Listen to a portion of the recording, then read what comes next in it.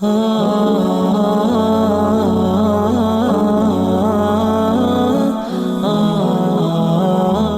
kami motivasi dalam situasi pandemi ini. Suami tidak bisa bekerja, yang hanya kuli bangunan sana sini. Proyek ditutup dan kami tidak ada pemasukan sama sekali karena mengandalkan gaji harian. Jazakumullah khairan. Cobaan dari Allah Subhanahu wa taala. Ini cobaan. Dan bukan cuma Anda, tapi semua orang diuji. Lalu bagaimana cara kita melewati cobaan, teman-teman sekalian? Saya coba berikan beberapa kiat. Yang pertama, Anda yakin kul la yusibana illa ma kataballahu lana. Allah mengatakan dalam Al-Quran, ya, katakanlah kami tidak akan ditimpa kecuali dengan apa yang sudah Allah catatkan buat kami. Memang Allah takdirkan di detik ini, di waktu ini sedang ada cobaan seperti itu. Tetapi ini harus dikemas dengan ayat yang lain, yaitu inna ma'al usri yusra. Ya. Fa inna ma'al usri yusra. Sungguhnya di setiap kesulitan akan ada kemudahan, di setiap kesulitan pasti ada kemudahan. Jadi saya yakin Anda masih banyak memiliki kemudahan. Seperti misalnya Anda masih bisa bernafas, masih bisa melihat, masih bisa mendengar gitu kan. Dan Allahu a'lam, mungkin Anda juga sampai hari ini 8 hari Ramadan Anda masih bisa ya, hidup, puasa, makan dan seterusnya. Tapi mungkin kekurangan karena pendapatan yang biasa rutin datang ini sudah nggak ada. Mungkin juga Allah Subhanahu wa taala menggerakkan beberapa hamba-hambanya yang memenuhi kebutuhan Anda. Teman-teman, coba bergantung kepada Allah Sang Pencipta. Dan jangan ragu tentang masalah itu. Bergantung kepada Allah Subhanahu wa taala. Saya ingin berbagi sebuah kisah. Menukil sebuah kisah seseorang yang sangat susah hidupnya. Dari orang-orang, kisah klasik dulu tentunya. Dia sangat susah sekali hidupnya. Dan saking susahnya sampai dia bilang, dia ceritakan dirinya, saya cuma hidup dari pendapatan harian saya. Dia bilang satu waktu saya keluar ingin mencari rezeki. Pada hari itu betul-betul tidak ada sumber rezeki. Kenapa yang saya dapat hari itu yang dipakai makan gitu. Dia bilang saya sudah keliling sana sini tidak ada makanan. Dan sampai saya tidak pulang ke rumah sampai di awal malam selepas Isya lebih. Istri sama anak saya sudah menunggu. Kemudian saya pun pulang ke rumah. Begitu pulang ke rumah, dibuka pintu, disambutlah oleh anak dan istri dengan harapan selain menemui saya juga mereka berharap bisa ada makanan dan minuman seperti biasa. Tapi karena istri saya melihat di tangan saya tidak ada sama sekali bekal apa-apa, maka saya pun duduk, kemudian diberikan air putih, lalu dia bertanya, apa hari ini nggak ada bekal makanan? Lalu saya menjawab, sama sekali saya nggak temukan pekerjaan. Saya tidak tahu harus mencari di mana lagi. Lalu kata istrinya, lalu apakah kita harus tidur dalam kondisi kelaparan? Saya sama anak-anak betul-betul belum makan sama sekali dari pagi gitu. Maka kata dia, baik, saya istirahat sejenak, baru saya akan keluar cari rezeki lagi. Mudah-mudahan malam ini Allah berikan kepada kita. Kata istrinya, baiklah kalau gitu. Subhanallah, tanpa mengenal letih, laki-laki yang soleh ini dia keluar dari rumahnya. Dan waktu dia keluar, sudah masuk, kalau kita sekarang jam 12 malam. Zaman dulu, belum ada lampu kayak kita sekarang. Mungkin di jam 10 malam aja kalau kita sekarang itu sudah, zaman dulu orang sudah tidur semua. Gelap. Maka dia pun jalan, dia tidak tahu mau kemana sambil dia berdoa kepada Allah SWT, ya Allah, kemana langkah kakiku ini? Aku sendiri belum makan seharian, anak istriku juga belum makan. Berikanlah kami rezeki. Sambil berjalan, dia bilang mata saya tiba-tiba melihat sebuah masjid. Di sekitar rumahnya, tidak jauh dari rumahnya. Gelap, nggak ada lampu kan. Zaman dulu belum ada lampu, orang pakai sumbu, pakai minyak, dinyalakan, kemudian baru terang. Itu pun sangat kecil penerangannya sebagaimana kita tahu kalau pakai sumbu. Maka dia coba nyalakan api, menyala, kemudian dia wudu, dia sholat. Dia tidak tahu harus buat apa lagi. Mulai ada sholat, habis sholat dia berdoa kepada Allah Subhanahu wa taala supaya dimudahkan, dikasih rezeki, dikasih segala macam dan dikeluarkan dari masalah kemiskinan ini. Setelah itu, subhanallah, terjadi pada malam itu, penguasa di wilayah itu, kalau kita bisa bahasakan rajanya, gelisah, nggak bisa tidur. Dan seperti orang ketakutan akan meninggal dunia. Hatinya terdorong untuk bersedekah. Maka dia mengambil beberapa kantong isinya emas. Ya. Lalu dibawa sama dia dan dia bilang, ya Allah, hatiku sangat gelisah. Aku takut meninggal sementara aku masih belum memiliki bekal yang cukup bertemu denganmu. Maka izinkanlah hambamu ini bersedekah di jalanmu. Dia bawa berapa banyak karung yang dia bisa bawa, karung-karung kecil, bungkusan emas semuanya. Dia naik kuda dan dia mengatakan, ya Allah, dan aku minta petunjuk kepadamu. Aku tidak akan memegang tali kekangan kudaku ini, aku biarkan jalan. Raja tidak minta dikawal oleh siapapun. Tergerak hatinya begitu. Subhanallah, dia jalan. Jalan. Subhanallah, ya, Maha Suci Allah, kisah nyata ini menjelaskan, kudanya berhenti di masjid yang ada orang soleh tadi yang susah itu. Dia juga heran, kudanya masuk di halaman masjid, diam di situ. Dia turun, apa ini rahasianya? Kenapa Allah datangkan ke masjid ini? Dia bilang, saya masuk ke masjid gelap, cuma ada satu saja sumbu lampu, ya, sumbu lilin. Kemudian saya mendengar seperti ada orang suara, ya, orang yang berbicara. Saya coba mendekati suara itu, ternyata orang yang sedang berdoa. Nah tadi orang yang miskin itu berdoa. Ya Allah, mudahkanlah rezeki, saya sudah seharian tidak makan sama anak istri saya. Berikan kami rezeki, saya tidak tahu harus kemana lagi. Saya mohon kepadamu. Dia merengek-rengek sama Allah. Raja ini dengar. Maka raja itu menegur si orang tadi miskin ini. Setelah salam, dijawab salam, dia mengatakan, si raja ini bilang, saya dengar tadi keluhanmu kepada Allah Subhanahu wa ta'ala. Saya kebetulan bawa beberapa kantong uang emas. Saya akan berikan kepada kamu sebagai sedekah. Dan ketahuilah, saya raja di wilayah ini. Saya tadi gelisah, ingin sekali keluar dan bersedekah, dan Allah tunjukkan saya ke masjid ini. Mungkin kaulah yang Allah maksudkan. Dia bilang, lalu saya akan berikan kepada kamu uang ini sebagai sedekah di jalan Allah Subhanahu wa ta'ala antara kita berdua, dan yang ketiganya Allah. Dan saya berharap apapun yang kau butuhkan, datanglah ke istanaku setiap saat. Saya yakin Allah yang menggerakkan saya bertemu dengan kamu. Subhanallah, orang miskin ini luar biasa kalau punya keimanan. Apa yang dia bilang? Wahai Tuhan, kalau seandainya saya pun masih punya kebutuhan selain apa yang Anda akan berikan kepada saya ini, maka saya tidak akan datang minta kepada Anda. Tapi saya akan minta kepada Allah yang telah mengirim Anda datang kepada saya. Closing kisah ini coba diambil pelajaran baik-baik. Ada kisah yang lain, ini dihadiri oleh Imam At-Tabari.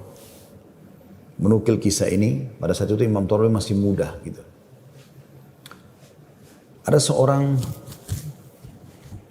yang sangat tua di Mekah. Dia menaungi kurang lebih 8 orang wanita. Cuma dia sendiri laki-laki. Seingat saya dalam kisah itu disebut ada 4 anaknya perempuan. Ada istri dia bertelimah. Ada mertua dia 6. Kemudian ada 2 saudari dia perempuan. 8. Sama dia 9 orang, jadi 8 wanita. Semuanya miskin. Hidup hanya dari hasil orang ini. Dan orang ini sudah tua. Umurnya 60 tahun, hampir 70 tahun. Ringkas cerita teman-teman sekalian. At-Tabari menceritakan, karena dia bilang, saya hadir dari awal kisah ini, maka saya coba ceritakan. Dia bilang ada seseorang yang tua, miskin. Saya melihat lalu lalang di sekitar Masjidil Haram di Mekah, ya, di musim haji. Dia coba mencari sesuap nasi gitu kan. Kata Imam Tabari. Kemudian dia tidak temukan. Lalu dia pulang ke rumahnya. Imam Tabari tertarik untuk mengikuti orang ini. Sampai akhirnya tiba di rumahnya. Dan dia lihat keadaannya orang ini susah, miskin sekali gitu. Yang jelas dia ditanya oleh istrinya, mirip dengan kisah tadi. Apakah ada makanan buat kita hari ini? Kebetulan waktu itu awal Ramadan di Mekah. Mereka tadi sahur, tidak ada makanan, sekarang mau buka puasa juga nggak ada makanan. Maka dia bilang, saya sudah coba tadi keliling mencari makanan buat kita buka puasa, tapi nggak ada. Kemudian dia bilang, coba saya keluar lagi. Keluarlah orang tua ini, jalan jauh dari rumahnya. Apa kira-kira yang harus dia lakukan? Dia harus kerja kemana? Sambil bermunajat kepada Allah, ya Allah berikanlah rezeki. Sampai karena dia capek, dia duduk di sebuah pohon, di bawah sebuah pohon. Kemudian dia sengaja tangannya dia menyentuh tanah yang ada di situ. Kemudian dia menyentuh seperti satu barang keras gitu. Waktu dia lihat ternyata ada kotak di sebelah dia. Dia tidak perhatikan waktu pas mau duduk. Dan kotak ini biasa dipakai untuk ngisi emas gitu. Maka dibukalah sama dia kotak tersebut. Ternyata betul ada emas dalam. Banyak sekali. Kalau saya tidak salah waktu itu 1000 keping emas ya. Maka dia pun melihat, membuka, ini harta yang luar biasa. Di siang hari nggak ada orang, di bawah pohon, gitu kan. Dia lihat kiri kanan, nggak ada pemukiman masyarakat, di pinggiran sekali, gitu kan. Maka diambil sama dia, dibungkus dengan rapi pada saat itu dengan kainnya. Dan dia sempat berpikir, terlintas di benaknya, syaitan menggoda, gitu kan. Kau orang miskin, kalaupun kau tidak mau mengambil semua, ambillah minimal 1 batang emas atau 1 koin dinar emas, ya, yang kau bisa infakkan untuk buka puasa keluargamu. Tapi dia melawan sambil dia mengatakan, tidak bisa, ini bukan hak saya. Kalaupun ini luqata ini seperti harta yang harta yang ditemukan. Kan itu syaratnya harus teman-teman sekalian diiklankan selama setahun ya. Selama setahun Anda iklankan. Kalau sudah setahun baru bisa mungkin jadi hak milik Anda. Ya. Yang jelas teman-teman sekalian, dia pulang ke rumahnya, lalu kemudian dia rencana tidak mau sampaikan kepada istrinya. Terus istrinya rupanya karena membuka pintu melihat ada di tangannya sesuatu, maka istrinya bilang, apa kau sudah bawa bekal buat kami? Kata dia, nggak ada. Lalu kemudian dia mengatakan, tapi apa itu? Di bawah bungkusan kainmu. Dia bilang, ini bukan urusan kamu. Dia bilang, saya minta atas nama Allah, jelaskan apa itu. Karena istrinya membawa nama Allah, maka dia mengatakan, ceritanya begini tadi. Istrinya, perempuan, miskin, dengar emas gitu kan. Perempuan kaya saja dengar emas mungkin tertarik, apalagi yang miskin, yang susah gitu. Maka dia mengatakan, kalau gitu kita bisa gunakan, karena kita orang miskin dan itu harta yang kau temukan. Kata dia, tidak demi Allah.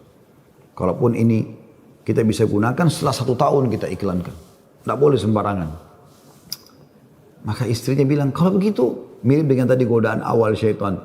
Kalau begitu minimal ambil 1 koin dirhamnya, dinarnya. Kita pakai buka puasa. Halal buat kita sekarang, kita ini miskin sekali, nggak bisa apa-apa. 8 orang kau harus naungin sekarang. Dia bilang, tidak demi Allah. Kalau seandainya kau sentuh kotak ini ada yang kau ambil, demi Allah kau saya ceraikan. Istrinya kaget dengan kata-kata itu, akhirnya dia lihat keseriusan suaminya, tidak berani juga. Disimpanlah di rumahnya. Akhirnya tiba waktu buka puasa, mereka buka puasa apa adanya, air putih saja, roti-roti kering ada di rumah, itulah yang dimakan sudah. Besok pagi, selepas sholat subuh di Masjid Haram, orang tua ini pas keluar, ternyata ada 1 orang dari Khurasan. Khurasan ini dari wilayah Irak sama Iran sana ya. Datang, naik di atas sebuah batu dekat Masjid Haram, lalu teriak-teriak. Nah, dia mengatakan, wahai muslimin, wahai orang-orang yang sedang haji, wahai hamba-hamba Allah, saya kehilangan sebuah kotak emas, kotak isinya 1000 dirham emas, 1000 dinar emas. Siapa yang menemukan, tolong kembalikan kepada saya dan semoga Allah balas kebaikannya dengan pahala dan pengampunan dosa, peninggian derajat dan seterusnya. Rupanya si orang tua ini dengar, kotak ini dia yang temukan kemarin, tapi dia juga butuh. Maka dia mengatakan, wahai Khurasani, Khurasani kayak orang dari Khurasan, dia tahu ini dari Khurasan, mungkin dari face wajahnya gitu kan, mirip-mirip orang Khurasan. Wahai Khurasan, kalau ada orang yang temukan, berapa kau kasih dia? Kemudian kata orang tersebut gitu kan, Khurasan itu, berapa kira-kira dia minta? Kata orang tua ini, minimal kau kasih dia setengahnya. Kata orang Khurasan, tidak bisa. Kalau begitu, kasihlah berapa yang kau mau. Mungkin 1/10-nya. 10% maksudnya. Kata orang Khurasan, tidak bisa. Dia kembalikan karena Allah dan saya doakan supaya dapat pahala di sisi Allah. Dia miskin. Ini hari kedua Ramadan. Sahur dan buka puasa kemarin pas-pasan cuma dengan roti kering dengan air putih. Sudah tua, umurnya hampir 70 tahun. Mau kerja di mana? Di rumahnya sudah ada emas yang begitu banyak. Godaannya luar biasa. Ya. Ini teman-teman mohon maaf agak panjang saya sampaikan dan saya jawab pertanyaan ini karena saya melihat memang ini permasalahan yang dihadapin sekarang ya. Dan butuh jawaban secara keimanan. Apalagi tadi penanya tadi minta semacam motivasi apa yang bisa disampaikan. Jadi saya harus menyampaikan kisah ini. Mudah-mudahan teman-teman yang sedang menghadapi PHK, lagi susah kayak tadi ibu ini berkeluh kesah, suaminya hanya kuli bangunan, sekarang lagi berhenti dan segala macam. Insya Allah diberikan jalan keluar. Baik, kita kembali ke kisah tadi teman-teman sekalian. Maka orang ini pulang ke rumahnya lalu dia mengatakan, wahai istriku, aku sudah temukan pemilik emas ini. Kata istrinya, alhamdulillah kalau begitu. Bagaimana perkembangan? Tapi saya minta sama dia supaya dia bayar. sesuatu. Terus negosiasi dia tanya mau berapa, saya bilang sekitar setengahnya, dia nolak, ya sepertiganya menolak, seperempatnya menolak, sampai saya terakhir tekankan sepersepuluhnya saja, dia juga nggak mau. Dia hanya mau doakan saja. Kata istrinya, coba kau kembali ke dia, siapa tahu dia masih mau negosiasi. Ya kan? Dia bilang baiklah. Dia kembali lagi, ketemu lagi sama orang tadi, gitu kan, di hari yang ketiga sekarang. Maka orang itu sama orang Khurasan naik ke atas batu yang sama dekat Masjid Haram. Wahai muslimin, wahai orang-orang yang haji, wahai hamba-hamba Allah, ada nggak menemukan peti saya isinya 100.000 dinar emas, gitu kan? Semoga Allah berikan dia kedudukan, Allah ampuni dosanya, angkat derajatnya dan seterusnya, didoakan gitu. Datang lagi orang tua mengatakan, wahai Khurasan, saya sudah bilang sama kau kemarin, berilah upah. Mungkin kalau kau tawarkan upah, orangnya mau mengembalikan penemunya. Kata dia, berapa paman saya kasih? Dia bilang, saya bilang kemarin 1/10. Orang sana mengatakan, enggak, saya enggak mau. Kalau begitu, berikan dia 1 saja. 1%, 1 saja. Ya, dinar itu, yang dia bisa pakai setengahnya, dia sedekahkan untuk beri makan orang-orang susah di sekitar haram. Setengahnya lagi dia pakai buat kebutuhan keluarganya. Khurasan ini, orang Khurasan ini diam lalu mengatakan, tidak demi Allah. Jadi luar biasa, dia nggak mau kasih. Pokoknya dia kembalikan utuh, ya, atau nggak usah. Dan dia berharap pahala di sisi Allah. Kalau dia minta bayaran, saya nggak mau. Orang ini kembali lagi ke rumahnya, bilang lagi sama istrinya, orang ini betul-betul tidak mau. 1 koin dinar, 1 dinar pun dia nggak mau kasih. Kata istrinya, lalu bagaimana? Kata dia, saya akan berazam sudah mau kembalikan. Semoga Allah menyelesaikan permasalahan kita. Kata Imam Tabari yang menceritakan kisah ini, dia betul-betul hadiri kisah ini. Dia tahu ini jalan ceritanya dan dia menceritakan. Lalu orang ini kembali lagi, ternyata di hari selanjutnya masih sama lagi kejadiannya. Terus kemudian kata orang tua ini karena sudah 3 hari berturut-turut dia mengatakan, wahai Khurasan, kau mau petimu? Saya tahu di mana petimu itu. Kata dia, ya baiklah, saya akan ikut. Ikutlah dia. Kata Imam Tabari, saya ikut ke rumahnya orang tua ini. Jalan. Pada saat tiba di satu rumah, ada rumah yang terbuat dindingnya dari tanah liat. Sama sekali tidak kelihatan ada layak untuk ditinggal. Tapi hanya sekedar tanah liat, mungkin kalau ada angin kencang bisa rubuh. Atapnya ditutup hanya dengan kain-kain sobek. Ya. Pintunya pun diangkat untuk dibuka gitu. Kemudian dia masuk dan dia persilahkan masuk. Saya pun izin. Saya mengatakan, maaf paman, bisa nggak saya ikut masuk? Karena dari awal saya lihat kisah ini. Maka dia mengatakan, masuklah. Dia bilang, waktu kami masuk, rumah itu nggak ada sama sekali karpetnya. Nggak ada apa-apa, kosong lompong. Cuma ada semacam sekat dan seakan-akan di belakang sekat itu ada wanita-wanita tua yang kelihatan dari penampilan mereka juga itu susah, bajunya pas-pasan gitu. Lalu kemudian orang tua ini menuju ke satu arah di rumahnya, terus digalilah tanah, dikeluarkanlah kotak tersebut. Lalu kemudian dikatakan, sayalah penemunya hartamu itu, ini. Dan saya sempat minta sama kamu agar kau berikan sebagian. Sebagaimana kau lihat ini keluarga saya, susah begini. Saya sini 9 orang di rumah kecil ini. Saya sendiri laki-laki dan umur saya sudah hampir 70 tahun. Sementara ini istri saya ada di sini juga sudah tua. Ada mertua saya, ada 2 saudari saya, ada 4 anak saya. Mereka semua miskin. Gitu kan. Maka orang Khurasan itu mengatakan, dia buka, dia periksa ternyata masih utuh 1.000. Dia mengatakan, tidak. Saya tidak akan memberikan apa-apa. Lalu kemudian dia angkat, lalu dia keluar. Saya cuma bisa doakan kamu kebaikan. Waktu dia keluar, kata Imam Tabari, semua perempuan-perempuan tadi yang tua-tua ini ada, yang memang bajunya lusuh. Seperti orang yang menggigit jari dan kaget ada orang diberikan kembali 1.000 dinar, tidak dibayar sedikit pun. Dan tokoh kita ini luar biasa, dia hanya mengatakan, Inna lillahi wa inna ilaihi raji'un. Dah, kalimat istirja, ini musibah. Ya, sudah mendapatkan apa dan dia betul-betul jujur, dia jaga, dia enggak ambil karena takut kepada Allah SWT. Dia bilang sementara itu, kata Imam Tabari bilang, saya tidak tahu mau bilang apa. Saya pun menundukkan kepala, serba salah karena waktu itu Imam Tabari masih muda dan belum punya apa-apa gitu. Dia juga membantu apa gitu. Dia bilang, tiba-tiba ada yang ketuk pintu. Lalu pemilik rumah ini buka, ternyata orang Khurasan tadi kembali lagi. Kata dia, ada apa wahai Khurasani? Ya, istilahkan Khurasani maksudnya nisbat kepada negeri Khurasan itu ya. Kata orang Khurasan itu, bisa saya masuk? Kata dia, baik silahkan masuk. Masuklah dia. Kemudian dia mengatakan begini ceritanya. Saya ini punya seorang ayah yang meninggalkan 3 peti emas seperti ini. Masing-masing isinya 1000 dinar emas. 1000 dinar emas. Saat dia ayah saya waktu meninggal, dia mengatakan, 1 dinar emas kamu bagikan sebagai warisan. 1 dinar emas, 1 kotak maksudnya, bukan 1 dinar ya, maksudnya 1 kotak. Berarti 1000 dinar emas kau bagikan sebagai warisan. Itu sudah banyak sekali. 1 kotak 1000 dinar emas lagi kamu gunakan untuk pergi haji kalau aku meninggal. Dan 1 kotak dinar emas lagi sepertiga hartanya maksudnya, itu kau berikan kepada 1 orang yang sangat miskin dan susah. Saya ingin supaya mereka jadi baik kehidupannya. Maka dia bilang orang Husain ini, itulah sebabnya wahai paman, saya tidak mau memberikan Anda 1 dirham, 1 dinar pun. Karena ini amanah orang tua saya.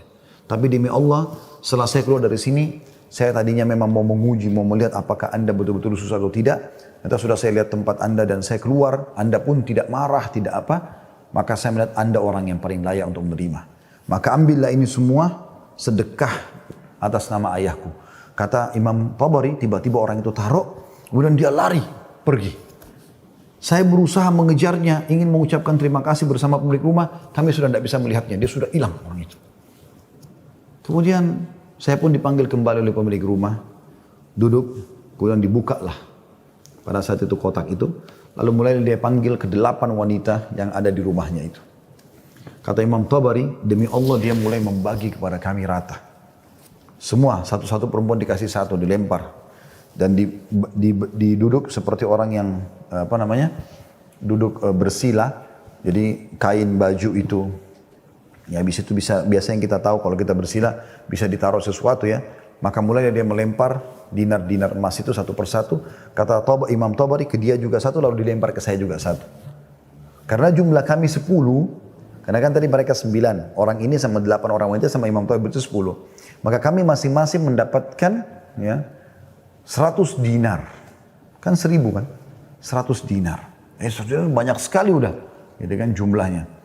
Setelah selesai, lalu dia mengatakan kepada istrinya, wahai istri, bukankah ini lebih baik setelah kita sabar sedikit, Allah menjadikan semua jadi milik kita, daripada kemarin kamu ambil 1 dinar tapi haram.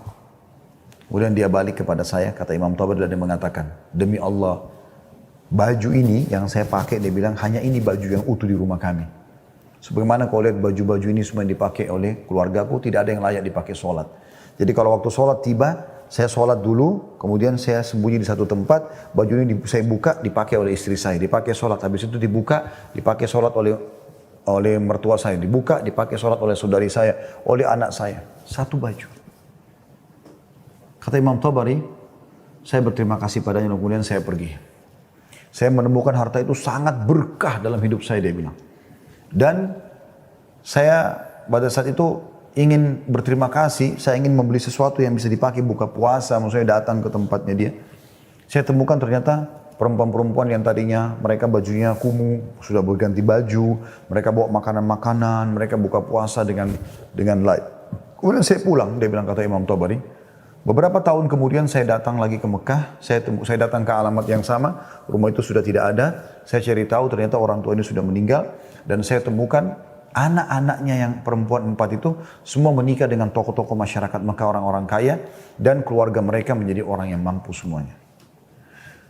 Butuh kesabaran akhi dan ukhti. Yakinlah, Allah tidak akan membuat kita susah. Allah tidak ingin itu. Tapi cobaan lagi datang, apalagi bukan kepada Anda sendiri. Selanjutnya juga saya sarankan sunnah Nabi SAW, kalau kita sedang diberikan cobaan, lihat orang yang di atas kita. Lihat orang yang lebih susah. Kalau kita pincang, na'udzubillah, puntung kakinya 1, lihat orang yang puntung kakinya dua.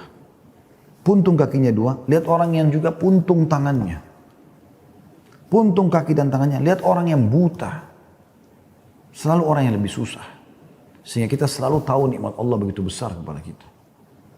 Kadang-kadang teman-teman saya lihat ada orang berkeluh kesahnya luar biasa, padahal sebenarnya masalahnya kecil dalam hidupnya.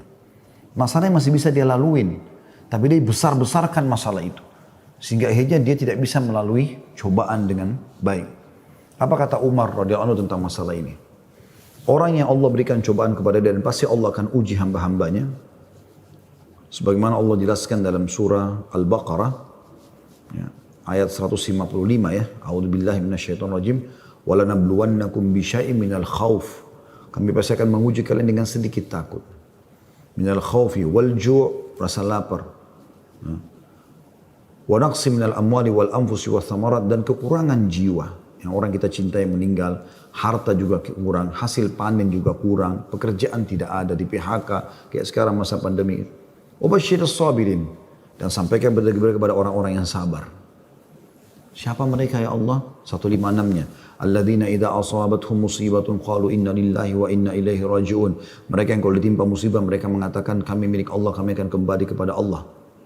Lalu Allah bilang apa? Ulaika, mereka lah. Alaihim salawatu min rabbihim wa rahmah. Mereka akan dapat ya jalan keluar dan rezeki dari Tuhan mereka. Wa ulaika humul muflihun, dan mereka adalah orang-orang yang beruntung, gitu kan? Jadi sini teman-teman sekalian, Anda sabar dalam melaluinya dan lihat orang yang lebih berat. Insya Allah akan ada jalan keluar. Tidak mungkin tidak. Yang penting teman-teman, di saat kita lagi genting, terus bergerak. Terus berusaha, terus ikhtiar. Terus berdoa kepada Allah SWT. Saling dukung-menukung, jangan saling menyalahkan. Jangan Anda menyalahkan suami yang mungkin lagi stres juga pengen cari kerjaan. Jangan juga suami berhenti total dari usaha. Apa saja. Mungkin rezeki Anda ada pada tetangga Anda, mungkin ada rumah yang mewah, yang bagus di dekat rumah, tawarkan diri. Betul-betul masa pandemi ini saya kuli bangunan, saya nggak bisa kerja apa-apa, rumah saya di sebelah sini. Ada yang bisa saya kerjakan, bersihin kebun kah, ke taman kah, di sini. Apalah ya, cuci mobil, kan bisa apa saja. Coba, mungkin rezeki di situ. Siapa tahu Allah SWT gerakkan mereka orang-orang kaya tetangga Anda itu, justru mereka bisa menyiapkan buka puasa, sahur. Alhamdulillah, kehidupan bisa berjalan, gitu kan? Maka Allahu a'lam itu yang saya bisa kasih jawaban, karena saya juga merasa prihatin dengan keadaan ibu dan suami dan semua muslim yang sedang tertimpa seperti ini. Semoga Allah SWT memberikan